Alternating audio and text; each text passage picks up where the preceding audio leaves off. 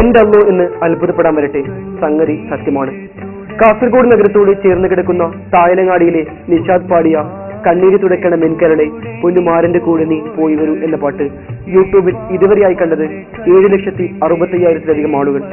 വിവാഹ ദിവസം വരന്റെ കൂടെ മകളെ യാത്രയാക്കുന്ന പിതാവിന്റെ ആത്മനമ്പരങ്ങളെ പശ്ചാത്തലമാക്കി PM അഷ്റഫ് രചിച്ച വരികൾക്ക് വികാരമൊട്ടും ചോർന്നു പോകാതെ നിഷാദ് ശബ്ദാവിഷ്കാരം നൽകിയപ്പോൾ യൂട്യൂബിൽ കാസർഗോഡുകാരന്റെ റെക്കോർഡുകൾ മറികടന്ന് പാട്ട് മുന്നേറുകയാണ്.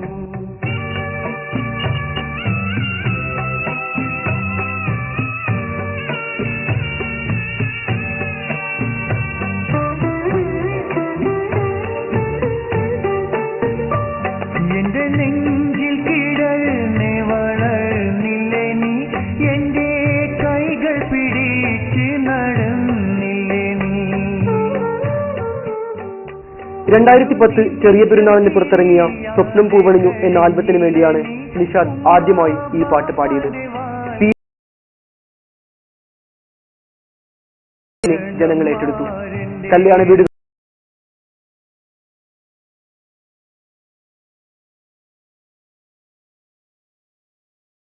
എന്ന പേരിൽ ഈ പാട്ട് യൂട്യൂബിൽ അപ്ലോഡ് ചെയ്തു.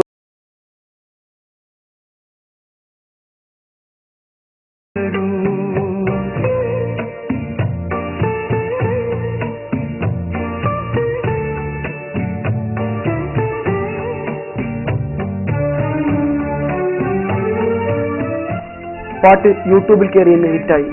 ഓരോ മാസം പിന്നിടുമ്പോഴും 10,000-കണക്കിന് പുതിയ ആളുകളാണ് പാട്ട് കേട്ടുകൊണ്ടിരിക്കുന്നത്.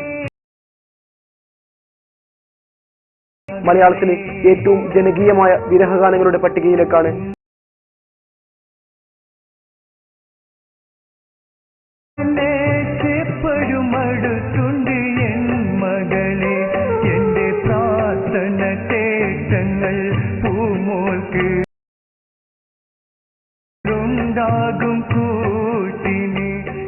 നീണ്ട വർഷങ്ങൾ മകളെ വളർത്തിയിട്ടൊടുവിൽ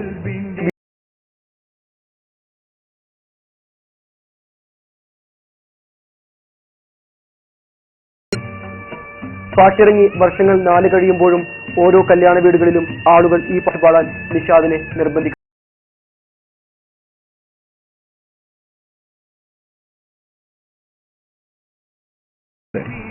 പിന്നെ അതിന് ശേഷം ഇങ്ങനെ യൂട്യൂബിലെല്ലാം വന്നിട്ടാണ് ഈ പാട്ട് നല്ല അറിയപ്പെട്ടത്. ഇത് എഴുതിയത് അഷ്റഫ് PM ആണ്.